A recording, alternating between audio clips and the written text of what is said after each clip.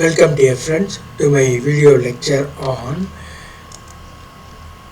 human and environment interaction, anthropogenic activities. மனித மற்றும் சுற்றுச்சூழல் தொடர்பு மானுடவியல் நடவடிக்கைகள். இதை பற்றி சில சிந்தனைகள், சில கேள்விகளை பார்ப்போம். இது சிலபஸில் இருக்கக்கூடியதுதான்.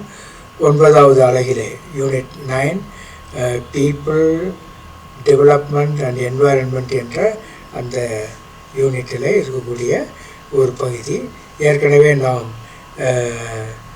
எம்டிஜிஸ், எஸ்ஜிடி ஆகியவற்றையெல்லாம் பார்த்திருக்கின்றோம். Millennium developmental goals,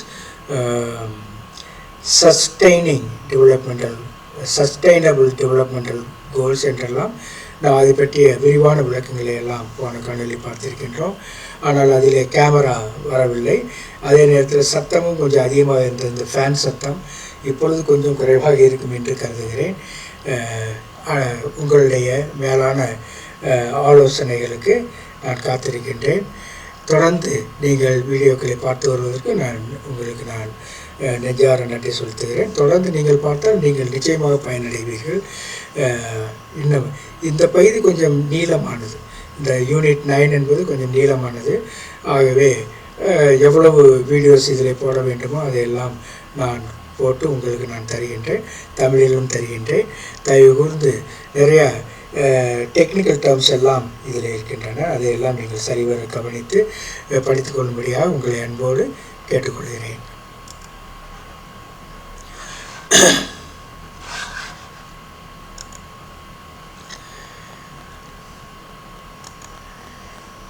Human and environment interaction, anthropogenic activities, மனித மற்றும் சுற்றுச்சூழல் தொடர்பு மானுடவியல் நடவடிக்கைகள்.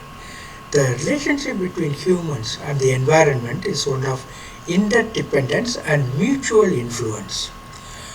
Anthropogenic activities, அதாவது human activities, refer to actions and processes initiated by humans that significantly impact the environment. These activities have increased in scale and complexity with the growth of human populations and technological advancements. மனித மற்றும் சுற்றுச்சூழல் தொடர்பு, மனிதர்களுடைய நடவடிக்கைகள், மானிடவியல் நடவடிக்கைகள் என்பதை விட மனிதர்களுடைய செயல்பாடுகள். மனிதர்களுக்கும் சுற்றுச்சூழலுக்கும் இடையிலான உறவு ஒன்றுக்கொண்டு சார்ந்திருத்தல் மற்றும் பரஸ்பர செல்வாக்கு ஆகியவற்றில் ஒன்றாக இருக்கிறது. மானுடவியல் மனிதனுடைய செயல்பாடுகள் என்பது சுற்றுச்சூழலை கணிசமாக பாதிக்கும் மனிதர்களால் தொடங்கப்பட்ட செயல்கள் மற்றும் செயல்முறைகளை குறிக்கிறது. இந்த ஆந்த்ரோபோஜெனிக் ஆக்டிவிட்டிஸ் என்று சொல்லுகிற பொழுது மனிதரால் செய்யப்படக்கூடிய செயல்கள். மனித மக்கள் தொகை வளர்ச்சி மற்றும் தொழில்நுட்ப முன்னேற்றம் ஆகியவற்றுடன் இந்த நடவடிக்கைகள் அளவு மற்றும் சிக்கலான தன்மையில் நிச்சயமாக அதிகரித்திருக்கின்றன. இந்த ஆந்த்ரோபோஜெனிக் ஆக்டிவிட்டி என்று பார்க்கின்ற பொழுது முதலாவது வருது deforestation and land use challenges. காடழிப்பு, டீஃபாரஸ்டேஷன். இது மனிதன் செய்கிறது தான். வீடுகளுக்காக காடுகளை அழித்தல் அல்லது நிலங்களுக்காக, விவசாய நிலங்களுக்காக காடுகளை அழித்தல் என்பதெல்லாம் deforestation. Deforestation is a prominent anthropogenic activity with far-reaching environmental consequences. Humans clear forests for agriculture, urbanization, infrastructure development and industrial purposes. This process disrupts ecosystems, leading to loss of biodiversity, disruption of carbon and water cycles, soil degradation, and amplifying climate change. Deforestation not only affects the local ecosystems, அதாவது சுற்றுச்சூழல்களை, அருகில் இருக்கின்ற சுற்றுச்சூழல்களை பாதிக்கிறது என்பது மட்டுமல்ல, அது உலகளாவிய தாக்கங்களை கொண்டிருக்கிறது. It has global implications.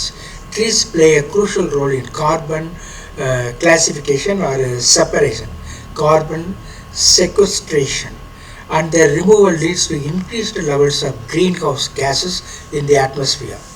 Reforestation efforts and sustainable land use practices are essential to mitigate the adverse effects of deforestation.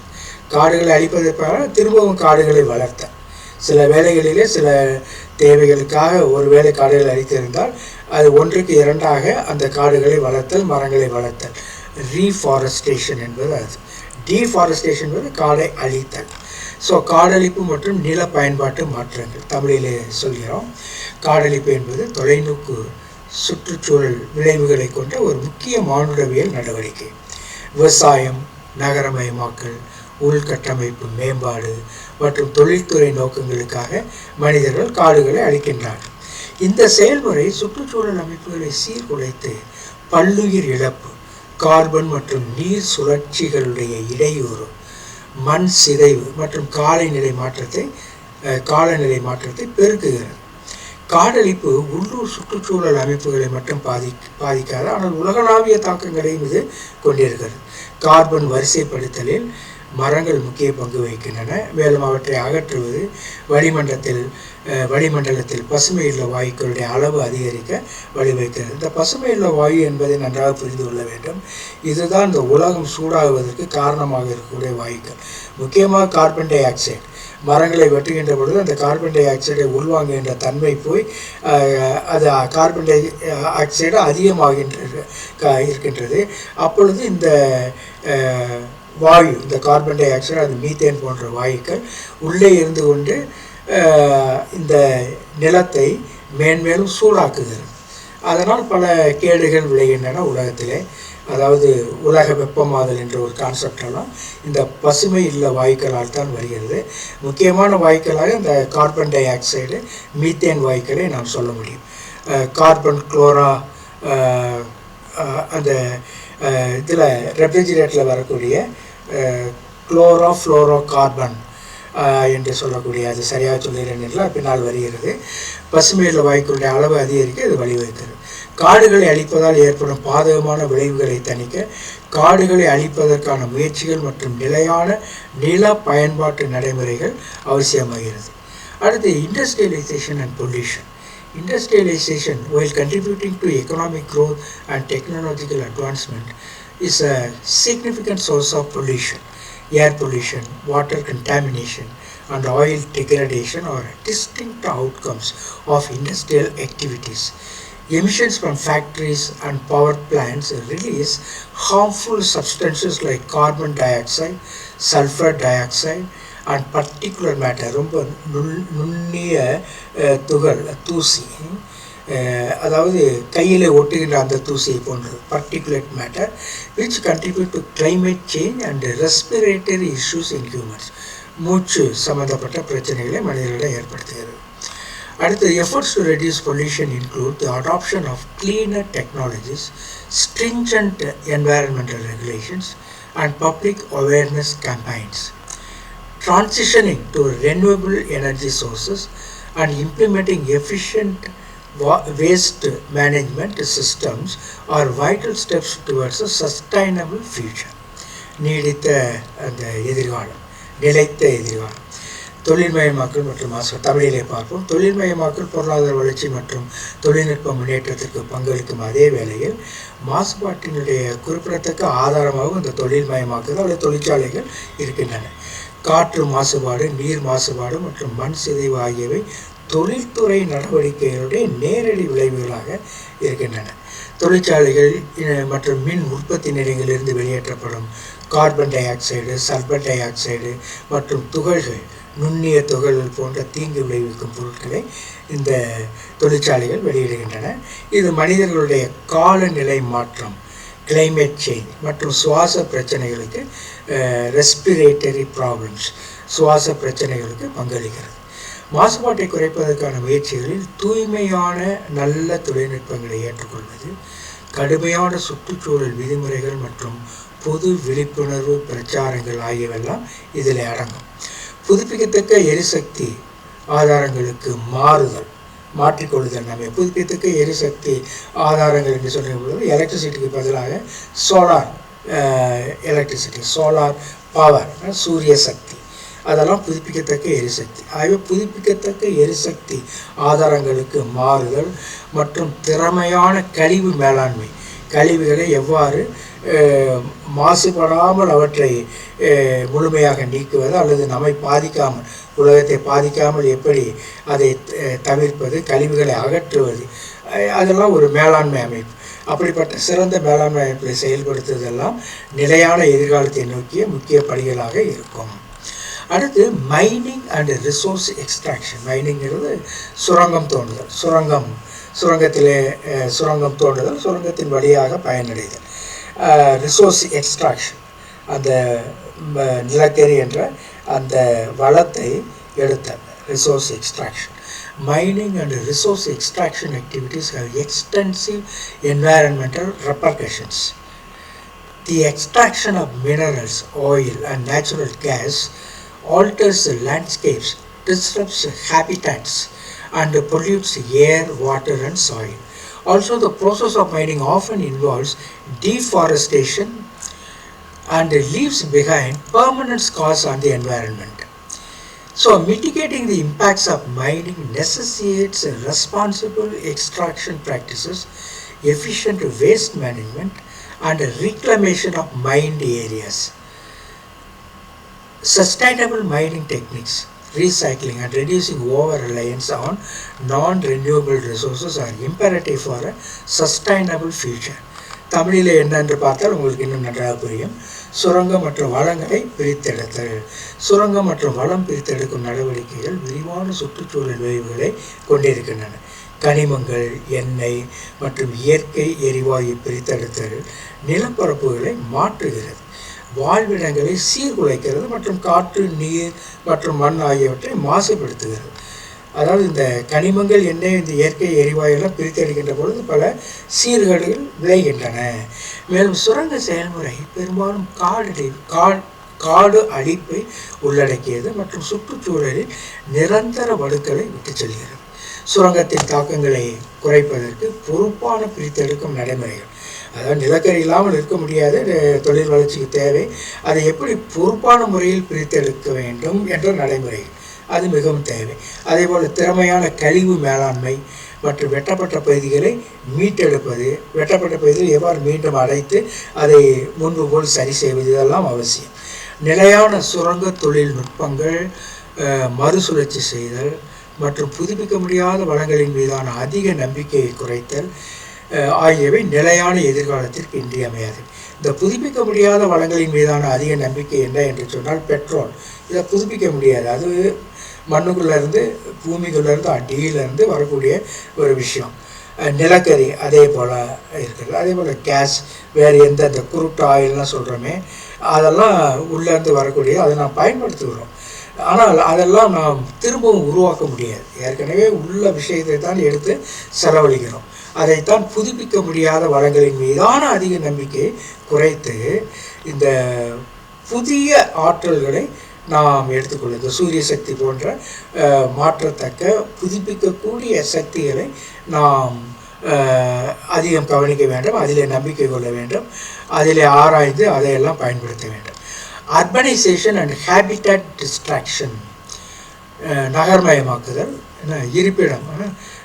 Habitat டிஸ்ட்ராக்ஷனுங்கிறது உயிரினங்கள் வாழ்கின்ற அந்த இடத்தை அழித்து, நகர்ப்புறத்தை இப்போ காடுகளை அழித்து மலைகளில் போய் மனிதர்கள் வாழ்கிறார்கள் என்று சொன்னால்,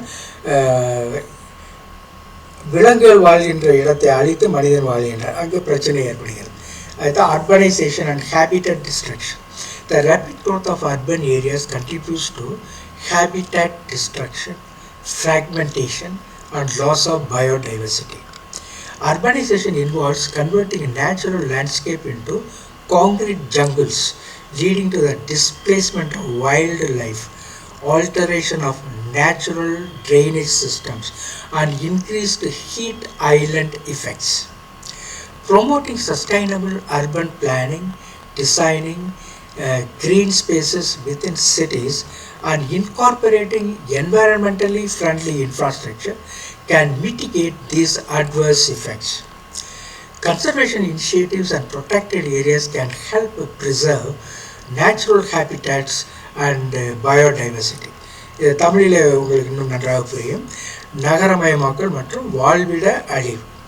நகர்ப்புறங்களுடைய விரைவான வளர்ச்சி வாழ்விட அழிவு, துண்டாடுதல் மற்றும் பல்லுயிர் இழப்பு ஆகியவற்றுக்கு பங்களிக்கிறது. துண்டாடுதல்னா ஃப்ராக்மெண்டேஷன்.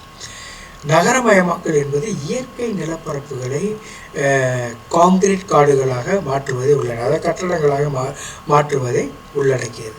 இது வனவிலங்குகளுடைய இடப்பெயர்ச்சி, இயற்கை வடிகால் அமைப்புகளிலே மாற்றம் மற்றும் வெப்பத்தீவு விளைவுகள் அதிகரிப்பதற்கு வழிவகுக்கிறது. சென்னையில் அடிக்கடி மெயின் ரோட்டிலேயே படகு போகிறது. அதற்கு காரணம் நீர் போக வேண்டிய பாதையெல்லாம் அடைத்து விட்டு கட்டடங்கள் யூனிவர்சிட்டிஸ் எல்லாம் கட்டி விட்டார்கள் என்ற ஒரு குற்றச்சாட்டு இருக்கிறது.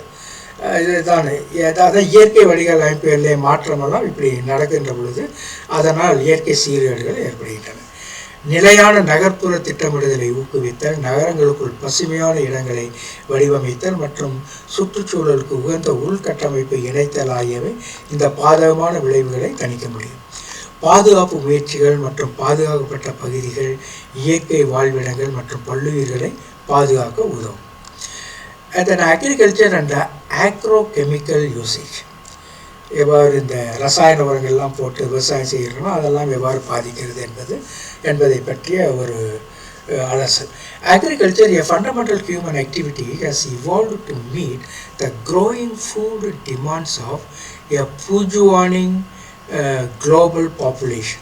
However, modern agricultural practices often involve the excessive use of agrochemicals, leading to soil degradation, water pollution, and disruption of local ecosystems. Promoting sustainable agricultural practices such as organic farming, integrated pest management, and crop rotation can mitigate the negative impacts of agrochemical usage. Also, investing in research and technology to develop eco-friendly alternatives is essential. தமிழில் அதனுடைய அர்த்தம் என்ன என்று பார்ப்போம். விவசாயம் மற்றும் வேளாண் வேதியியல் பயன்பாடு. விவசாயம் ஒரு அடிப்படை மனித நடவடிக்கை. வளர்ந்து வரும் உலகளாவிய மக்கள் தொகையின் வளர்ந்து வரும் உணவு தேவைகளை பூர்த்தி செய்யும் வகையில் விவசாயம் உருவாகியுள்ளது. இருப்பினும் நவீன விவசாய நடைமுறைகள் பெரும்பாலும் வேளாண் ரசாயனங்களின் அதிகப்படியான பயன்பாட்டை உள்ளடக்கியது. இது மண் சிதைவு, நீர் மாசுபாடு மற்றும் உள்ளூர் சுற்றுச்சூழல் அமைப்புகளை சீர்குலைக்கும். கரிம வேளாண்மை, ஒருங்கிணைந்த பூச்சி மேலாண்மை மற்றும் பயிர் சுழற்சி போன்ற நிலையான விவசாய நடைமுறைகளை ஊக்குவித்தல்.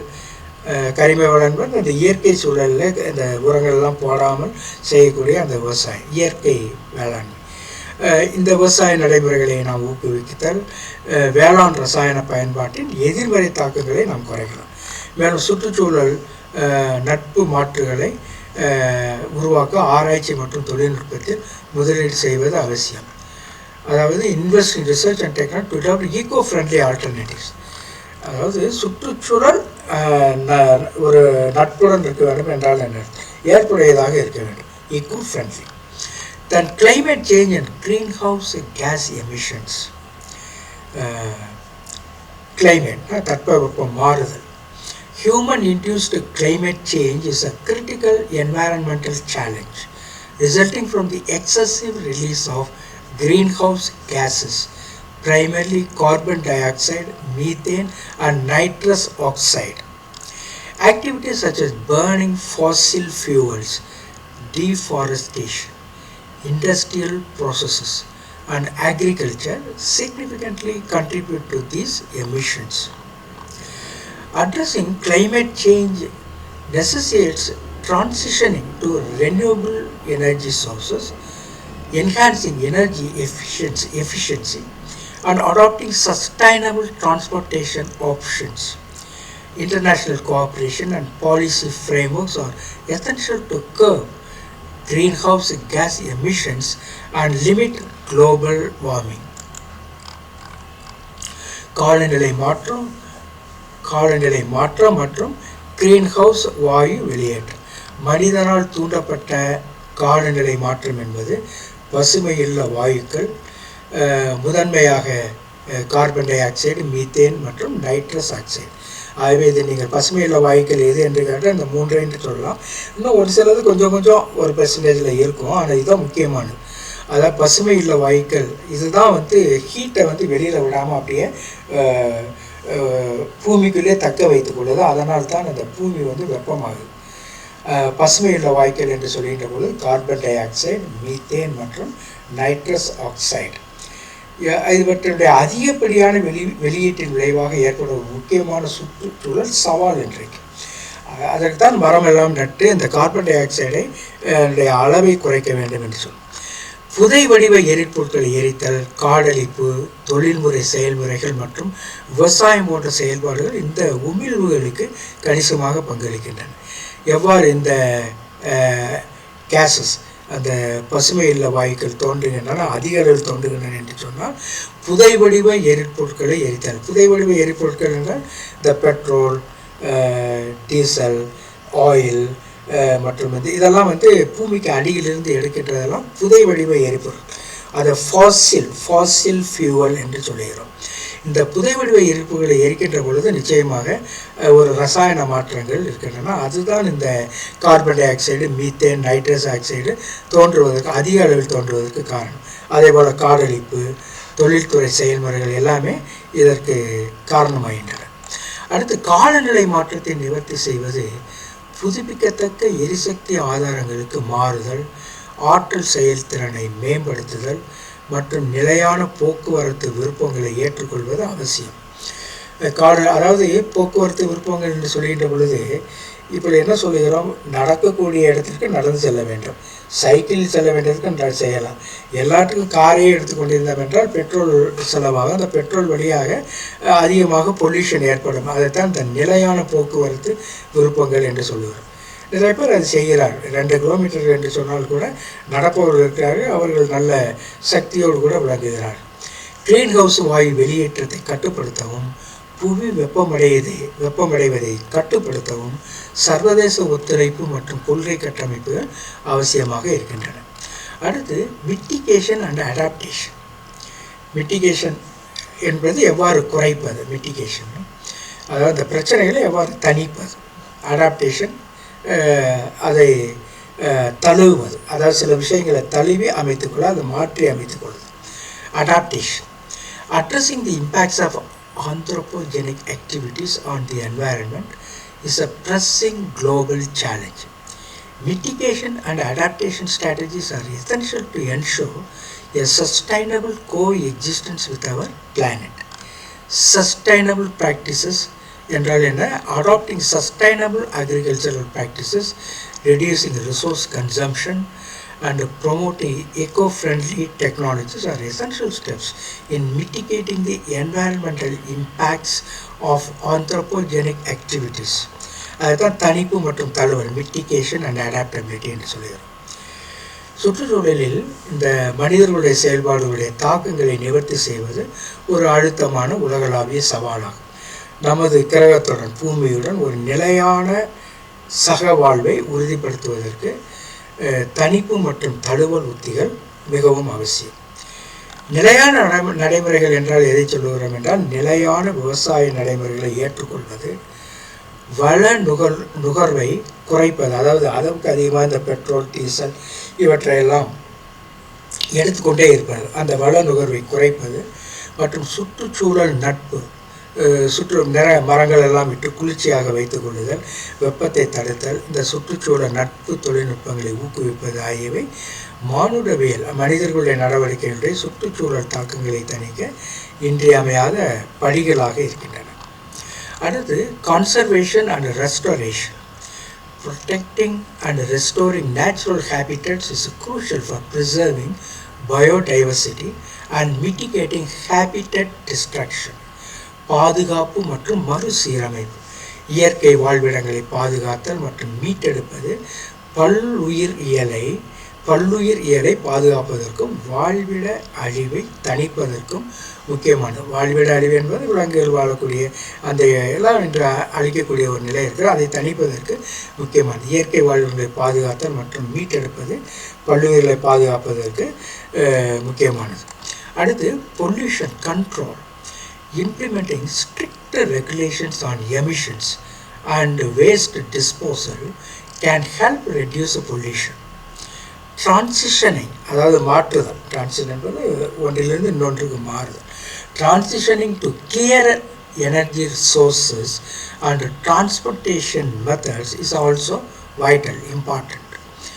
அதாவது பொல்யூஷன் கண்ட்ரோல் என்பது மாசு கட்டுப்பாடு.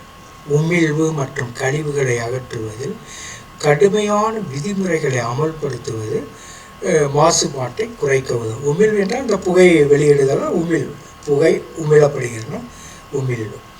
ஸோ தூய்மையான எரிசக்தி ஆதாரங்கள் மற்றும் போக்குவரத்து முறைகளுக்கு மாறுவதும் இன்றியமையாது. அது மாசு கட்டுப்பாட்டுக்கு அவசியம். அப்படிப்பட்ட மாசு கட்டுப்பாடு அவசியம். தென் public awareness, educating the public about the consequences of their actions and promoting environmentally responsible behavior is essential in changing the course of anthropogenic activities. பொது விழிப்புணர்வு மானுடவியல் நடவடிக்கைகளுடைய போக்கை மாற்றுவதற்கு அவர்களுடைய செயல்களின் விளைவுகளை பற்றி பொதுமக்களுக்கு கற்பித்தல் மற்றும் சுற்றுச்சூழல் பொறுப்பான நடத்தையை ஊக்குவிப்பது மிகவும் அவசியம். அடுத்து international cooperation. Many environmental issues that transcend national borders. International collaboration and agreements such as the Paris Agreement are crucial for addressing global challenges like climate change. அதாவது நமது நாட்டில் தான் இருக்க விடல, இன்னொரு நாட்டில் ஏகப்பட்ட தொழிற்சாலைகள் இருந்தால் அது கூட உலகம் முழுவதும் அதை மாசுபடுத்தக்கூடியதாக இருக்கலாம்.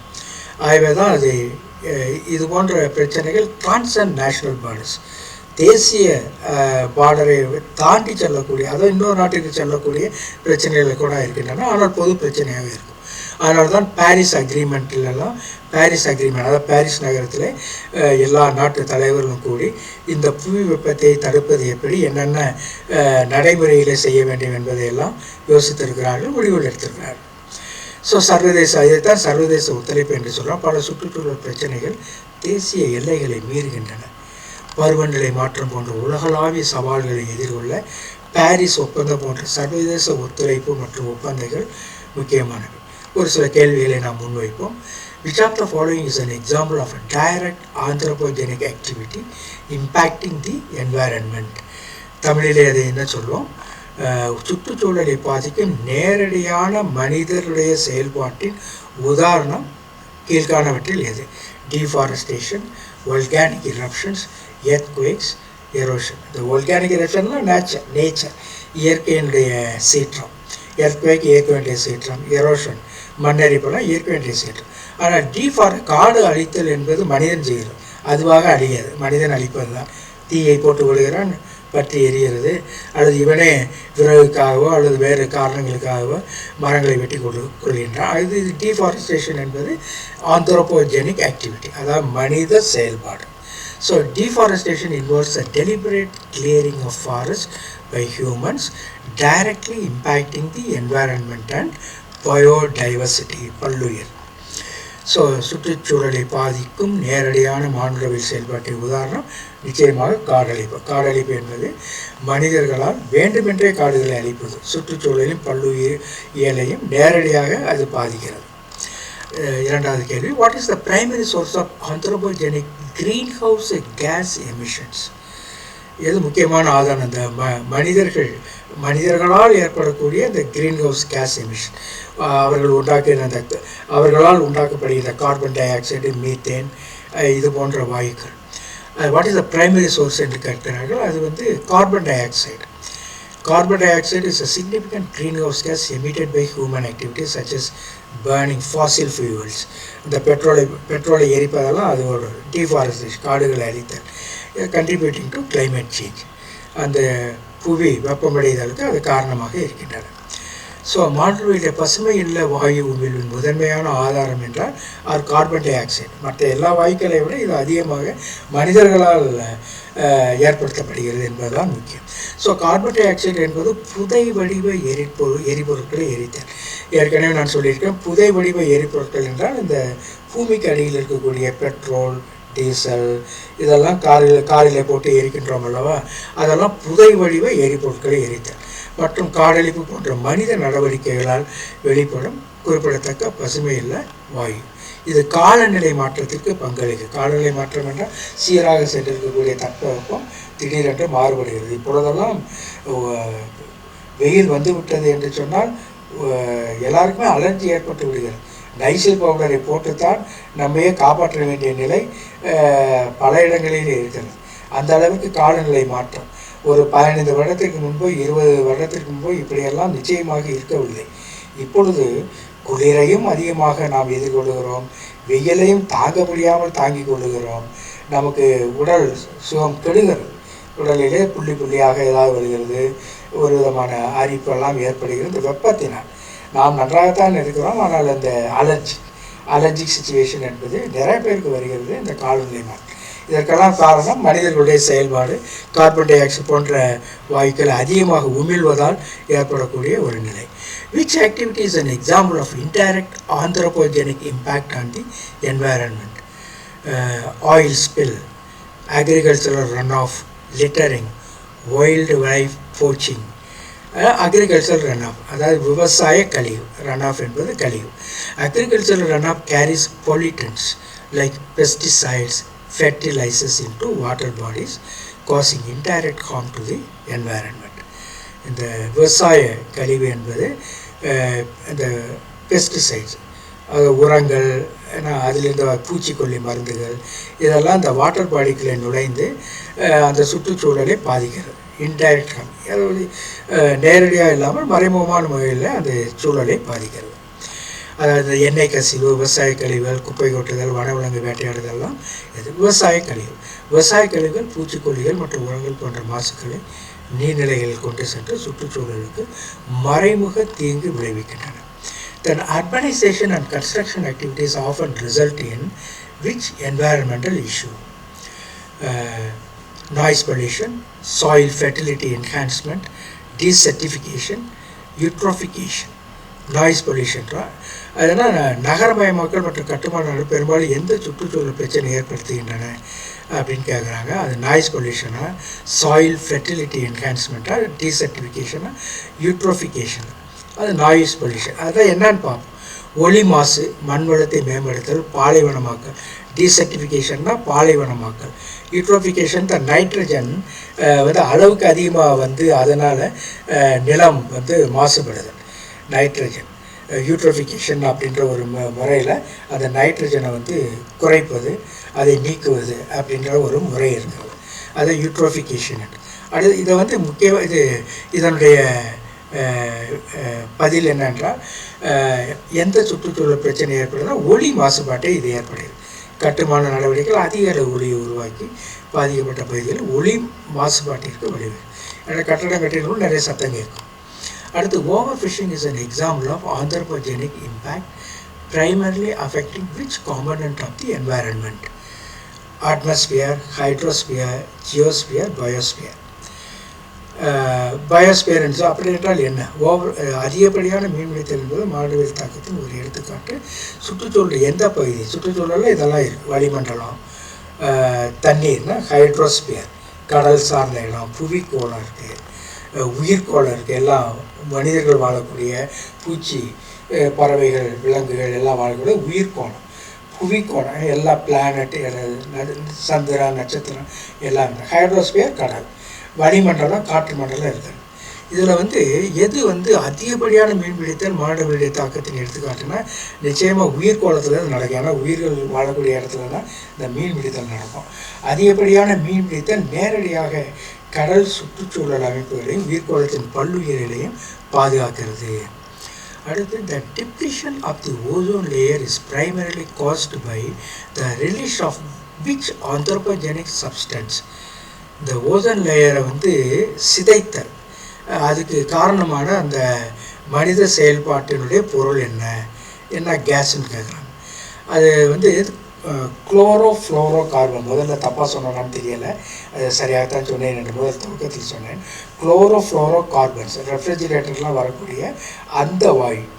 அப்புறம் மீத்தேன், இந்த கால்நடைகள்லாம் வளர்ப்பதால் அதிலிருந்து அந்த பொல்யூஷன்லேருந்து வரக்கூடியது தான் மீத்தேன் என்று சொல்லக்கூடிய ஒரு வாயு. சல்ஃபர் டை ஆக்சைடு, அதெல்லாம் இந்த பர்டிகுலேட் மேட்டர்ன்னு சொல்கிறோமே, தூசி, அதிலிருந்து வரக்கூடிய sulphur di oxide, nitrous oxide, அந்த விவசாய கழிவுலேருந்து பெறக்கூடிய நைட்ரஸ் ஆக்சைடு, இதெல்லாம் இருக்குது. ஆனால் எது வந்து மனிதர்களால் முக்கியமாக வெளிப்படக்கூடிய ஒரு கேஸ்னால் chlorofluoro carbons, CFCs. CFCs are anthropogenic substances that contribute to ozone layer depletion. அதாவது மேலே வந்து ஓசோன் படலம் இருக்குது, அதுதான் வந்து நம்மளை சரியான முறையில் அந்த வெப்பம் வந்து அதிகம் ஆகாமல் அந்த ஆக்சிஜன்லாம் அங்கே அதிகமாக இருந்து நம்மளை வந்து வழிநடத்துது.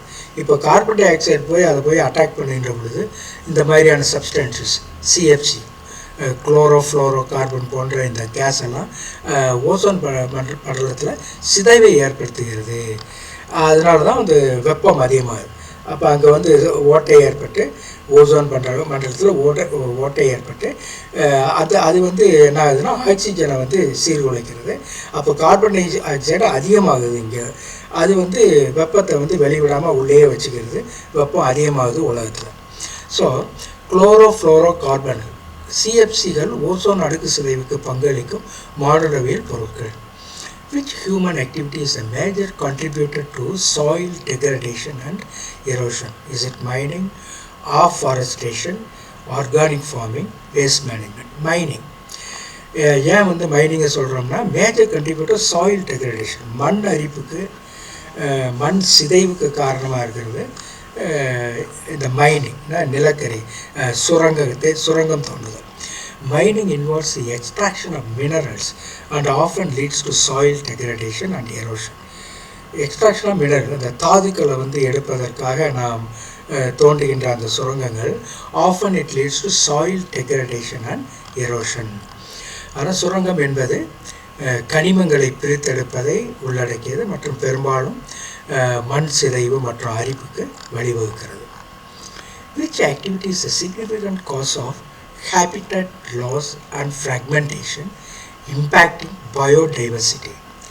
Urban sprawl, recycling programs, renewable energy adoption, water conservation efforts. Which activity is significant cause of habitat loss and fragmentation? தமிழில் என்ன சொல்கிறோம்னா வாழ்விடம் இழப்பு மற்றும் துண்டாடுதல் பல்லுயிர் பெருக்கத்தை பாதிக்கும் முக்கிய காரணம் என்ன? அர்பன் ஸ்ப்ரால்னா நகர்ப்புற விரிவாக்கம், ஸ்ப்ரால்னா விரிவாக்கம், அர்பன் ஸ்ப்ரால் என்றால் நகர்ப்புற விரிவாக்கம், அதுதான் முக்கிய காரணம். நகர்ப்புற விரிவாக்கம் இயற்கை வாழ்விடங்களை வளர்ந்த பகுதிகளாக மாற்றுவதற்கு வழிவகுக்கிறது. அதனால்தான் நீர் போகின்ற ஓடைகளில் எல்லாமே கட்டடம்.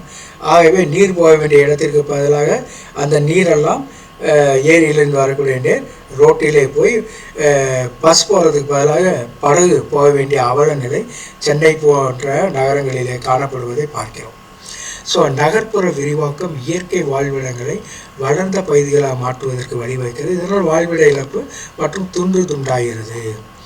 அடுத்து acid rain, a consequence of anthropogenic air pollution, primarily impacts which components of the environment? Acid rain, அமில மழை, அது வந்து மனிதனுடைய செயல்பாட்டால் ஏற்படுதுன்னு சொல்கிறோம். அது எந்த பகுதி என்வாயர்மெண்ட்டில் எந்த பகுதியை தாக்குதுன்னு கேட்குறாங்க.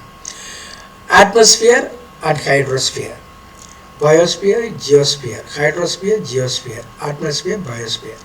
இது வந்து அட்மாஸ்பியர் அண்ட் ஹைட்ரோஸ்பியர், அதாவது கடல், அதாவது நீர் சம்மந்தப்பட்ட அட்மாஸ்பியர் மேலே, அட்மாஸ்பியர்னா வான்வெளினா வெளி, atmosphere. Acid rain results from pollutants in the ஆகாயம், atmosphere, hydrosphere. Acid rain results from pollutants in the atmosphere interacting with the precipitation affecting both the atmosphere and the hydrosphere. அமிலமழை மானுடவியல் காற்று மாசுபாட்டின் விளைவாக சுற்றுச்சூழல் எந்த கூறுகளை முதன்மையாக பாதிக்கிறது? வளிமண்டலத்தில் உள்ள மாசுபடுத்திகள் மழை பொழிவுடன் தொடர்பு கொள்வதால் அமிலமழை ஏற்படுது. வளிமண்டலம் மற்றும் ஹைட்ரோஸ்பியர் தான் ஆன்சர். அது என்ன நடக்குதுன்னா வளிமண்டலத்தில் உள்ள மாசுபடுத்திகள் மழைப்பொழிவுடன் தொடர்பு கொள்வதால் அமிலமழை ஏற்படுகிறது. இது வளிமண்டலம் மற்றும் ஹைட்ரோஸ்பியர் இரண்டையுமே பாதிக்கிறது. What is the primary source of greenhouse gas emissions resulting from anthropogenic activities? Primary cause of greenhouse emissions resulting from மனிதனுடைய செயல்பாட்டால் இருக்கக்கூடிய கார்பன் டை ஆக்சைடு இருக்கிறது. ஆனால் இந்த நான்கில் நீங்கள் பார்க்கணும். இந்த நாளில் இப்போ ஒருவேளை கார்பன் டை ஆக்சைடு கொடுத்தா தான் குழப்பம் வரும். ஏன்னா கார்பன் டை ஆக்சைடும் ஆந்திரபஜனிக் ஆக்டிவிட்டியில் வரக்கூடிய கிரீன் ஹவுஸ் எஃபெக்ட் தான். அந்த 3 nitrogen oxide, methane, carbon di oxide. ஆனால் இந்த நாளில் வந்து கொடுத்துருக்கிறது மீத்தேன் மட்டும்தான், மற்ற எதுவும் கிடையாது. அந்த மற்ற ரெண்டு வரல. அப்போ அந்த மீத்தேன்கிறது தான் வந்து இங்கே நம்ம எழுதணும், க்ரீன் ஹவுஸ் கேஸ் எமிஷன்ட்டு நம்ம எழுதணும். So methane is a potent green house gas released through human activities like agriculture, livestock and natural gas production. லிவ்ஸ்டாக்கான அந்த கால்நடைகளை வளர்ப்பதால் வரக்கூடிய அந்த மாசு தான் இந்த மீத்தேன்கிற அந்த வாயு, அதனால தான் வருது. மேபி அதனுடைய கழிவுகள், அந்த வாசம், அதில் இருக்கக்கூடிய அந்த அதுக்கு பூச்சிகள்லாம் பிடிச்சுன்னா அந்த மாதிரி விஷயம், இதிலெல்லாம் வந்து வரக்கூடியதான் அந்த மீத்தேன் என்று சொல்லக்கூடிய அந்த ஒரு வாயு. ஸோ லைஃப் ஸ்டாக் மோஸ்ட்லி மானுடவியல் செயல்பாடுகளுடைய விளைவாக பசுமையுள்ள வாயு வெளியேற்றத்திற்கு முதன்மை ஆதாரம் என்ன? பசுமையுள்ள வெளியேற்றத்தின் முதன்மை ஆதாரம் மீத்தேன், ஆக்சிஜன், நைட்ரஜன், ஹைட்ரஜன். ஏற்கனவே சொன்ன மீத்தேன். மீத்தேன் என்பது விவசாயம், கால்நடைகள் மற்றும் இயற்கை எரிவாயு உற்பத்தி போன்ற மனித நடவடிக்கையின் மூலம் வெளியிடப்படும் ஒரு சக்தி வாய்ந்த பசுமையுள்ள வாயு. இதில் விவசாயம், கால்நடைகள் இவற்றின் வழியாக வெளியிடக்கூடியது. Which of the following is an example of non-point source pollution caused by human activities? A factory is wastewater discharge, a sewage treatment plant, urban runoff from streets, a controlled industrial spill. Urban run off from streets. Urban run நகர்ப்புறத்தில் ஓடக்கூடிய அந்த தண்ணி, பல இடங்கள்ல வந்து பல கெமிக்கல்ஸ்லாம் சேர்ந்து வரக்கூடியதான் நான் பாயிண்ட் சோர்ஸ் பொல்யூஷன். இந்த சோர்ஸ்னு நம்ம சொல்ல முடியாது, பல இது சேர்ந்து ஒரு பொல்யூட்டடு கண்டிஷனில் அது வரும். நகர்ப்புறத்தில் அது ஒரு மழை பெய்யுதுன்னு வச்சுக்குவோம், சாக்கடையிலேருந்து வரும், வீடுகளில் உள்ள அந்த மேற்கூரையிலேருந்து தண்ணி கூட அது பூரா ரோட்டில் ஓடுதுன்னு வச்சுக்கோங்க. இதை வந்து நான் பாயிண்ட் சோர்ஸ் பொல்யூஷன். அது பொல்யூஷன் தான், ஆனால் அது எங்கே சோர்ஸ், ஒரு சோர்ஸ் இருக்காது. அதை தான் சொல்லணும். அர்பன் ரன் ஆஃப் ஃப்ரம் ஸ்ட்ரீட்ஸுங்கிறது தான் சரியான பதில். அது மனிதனுடைய செயல்பாட்டினால் வருவது. Non point source pollution refers to diffuse pollution from various sources like urban streets which are hard to trace back to single origin. ஒரு குறிப்பிட்ட சோர்ஸை நம்ம கண்டுபிடிக்க முடியாது, பல இதுலேருந்து வரும். ரோட்டில் இருக்கக்கூடிய தண்ணி எங்கேருந்துலாம் வருதுன்னு யாராலும் கண்டுபிடிக்க முடியும், ஆனால் அது polluted water, no doubt about it. பின்வருவனவற்றில் மனித நடவடிக்கைகளால் ஏற்படும் புள்ளி அல்லாத மூல மாசுபாட்டினுடைய உதாரணம் தெருக்களிலிருந்து நகர்ப்புற தண்ணீர் ஓட்டம். நான் பாயிண்ட் மூல மாசுபாடு என்பது நகர்ப்புற தெருக்கள் போன்ற பல்வேறு மூலங்களிலிருந்து பரவும் மாசுபாட்டை குறிக்கிறது. What is the primary cause of deforestation resulting from human activities? Volcanic eruptions, wildfires, logging and land clearance, windstorms. Which is the primary cause of deforestation? காடழிப்பதனுடைய முக்கியமான காரணம் என்னன்னா logging and land clearance. Logging அப்படிங்கிறது வந்து மரம் வெட்டுதல் மற்றும் நிலத்தை அகற்றுதல். ரெண்டு, லாகிங்கிறது மரம் வெட்டுதல், logging, land clearance are the leading human activities that cause deforestation. மரம் வெட்டுதல் மற்றும் நிலத்தை அகற்றுதல் ஆகியவை காடழிப்பை ஏற்படுத்தும் மனித நடவடிக்கைகள் முதன்மையானது. Which of the following human activities has contributed to the depletion of the ozone layer? Use of leaded gasoline, recycling programs, solar panel installation, electric vehicle adoption. Use of leaded gasoline, இந்த EM சார்ந்த அந்த கேசோலின்கிற ஆயிலை பயன்படுத்துறதுனால அதெல்லாம் வந்து depletion of the ozone லேயருக்கு காரணம். அது ஓசோன் லேயரை வந்து சிதைப்பதற்கான காரணம் இந்த மாதிரி கேஸ் எல்லாம். Use of leaded gasoline. The use of leaded gasoline released chemicals that contributed to ozone layer depletion. பின்வரும் மனித செயல்பாடு எது ஓசோன் படலத்தின் சிதைவுக்கு பங்களிக்கிறது? இஎம் கலந்த பெட்ரோலின் பயன்பாடு. இஎம் கொண்ட பெட்ரோலினுடைய பயன்பாடு ஓசோன் படலத்து சிதைவுக்கு பங்களிக்கின்ற ரசாயனங்களை வெளிப்படுத்தும். அடுத்து, what is the term for the practice of intentionally altering the landscape for agriculture, urbanization or industrial development? What is the term for the practice of intentionally altering the landscape for agriculture? Desertification, afforestation, land reclamation, land degradation. Land reclamation. Land reclamation involves altering land for various human purposes. விவசாயம், நகரமயமாக்கல் அல்லது தொழில் வளர்ச்சிக்காக நிலப்பரப்பை வேண்டுமென்றே மாற்றும் நடைமுறையுடைய சொல் என்ன? அது எது அப்படின்னு சொன்னால், இந்த லேண்ட் ரெக்ளமேஷன்னா நில மீட்பு அப்படின்னு அர்த்தம். அதாவது நிலத்தை வந்து சில சமயத்தில் சிதைச்சாலும் மீண்டும் அதை வந்து பக்குவப்படுத்தி வச்சு அதை அதனுடைய பயன்பாட்டு அந்த இயற்கையுடைய இதை அழிக்காமல் இருந்தாங்கன்னா அது நிலமீட்பு என்பது பல்வேறு மனித நோக்கங்களுக்காக நிலத்தை மாற்றுவதை உள்ளடக்குகிறது. நில மீட்பு அதாவது பல்வேறு காரணங்களுக்காக நம்ம நிலத்தை பயன்படுத்தணும்னா அது நில மீட்பு. Which of the following is an example of a positive impact of anthropogenic activities on the environment? Air pollution, coral bleaching, reforestation, overfishing. Reforestation, காடுகளை திரும்ப அமைத்தல், சீரமைத்தல். Reforestation involves planting trees to counteract deforestation, which is a positive environmental impact. Reforestation காடுகளை மீண்டும் உருவாக்குதல் அப்படிங்கிறது ஒரு நல்ல ஒரு சூழல் தாக்கம், அருமையான சூழலுடைய தாக்கம். அது சுற்றுச்சூழல் மானுடவியலுடைய செயல்பாடுகளுடைய நேர்மறையான தாக்கத்திற்கு எது உதாரணம் என்றால் மீண்டும் காடு வளர்ப்பு, ரீஃபாரஸ்டேஷனை மீண்டும், டீஃபாரஸ்டேஷனை காடுகளை அழித்தல். ஸோ ரெண்டுக்குள்ள ரீஃபாரஸ்டேஷன்னா காடுகளை மீண்டும் அமைத்தல், டீஃபாரஸ்டேஷனை காடுகளை அழித்தல், DE. So which pollutant is primarily responsible for ozone acidification due to human activities? Sulfur dioxide, carbon dioxide, nitrogen oxide, methane. So carbon dioxide, increased carbon dioxide levels in the atmosphere are absorbed by the oceans, leading to ozone acidification. மனித நடவடிக்கைகளால் கடல் அமிலமயமாக்கலுக்கு முதன்மையான காரணம் மாசுபாடு எது என்றால் carbon di oxide. வளிமண்டலத்தில் அதிகரித்த கார்பன் டை ஆக்சைடு அளவுகள் கடல்களால் உறிஞ்சப்பட்டு கடல் அமிலமயமாக்கலுக்கு வழிவகுக்கிறது. What is the eutrophication? Eutrophication primarily caused by in-bodies of water due to human activities. High oxygen levels, excessive nutrients like nitrogen and phosphorus, low water temperatures, natural predator-prey relationship. இது eutrophication அப்படின்னு வந்தாலும் இந்த நைட்ரஜனோடு தொடர்புது என்று நாம் கண்டுகொள்ள முடியும். அதாவது அளவுக்கு அதிகமாக நைட்ரஜன் பாஸ்பரஸ்லாம் இருக்கின்ற பொழுது நிலத்தின் வளத்தை அதை அழித்து விடும். அப்பொழுது என்ன செய்வார்கள் என்றால் யூட்ரோஃபிகேஷன் அது ஏற்படுகிறது. யூட்ரோஃபிகேஷனை மாற்றுவதற்கு சில கெமிக்கல் செயல்பாடுகளை செய்து தான் அதை மாற்றுவார்கள், மீண்டும் பழைய நிலைக்கு ஓரளவு கொண்டு வருவதற்கு முயற்சிப்பார்கள். ஆனால் யூட்ரோஃபிகேஷன் என்று சொல்வது இந்த நைட்ரஜன் பாஸ்பரஸ் அதிகமாக நிலத்திற்குள் செல்வது இருப்பு, அது யூட்ரோஃபிகேஷன் என்று சொல்கிறோம். அது வளமான விவசாயத்திற்கு கேடாக இருக்கும். Excessive nutrients like nitrogen and phosphorus.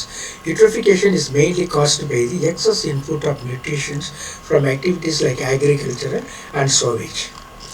மனித நடவடிக்கைகளால் நீர்நிலைகள் முதன்மையாக ஏற்படும் யூட்ரோஃபிகேஷன் என்றால் என்ன?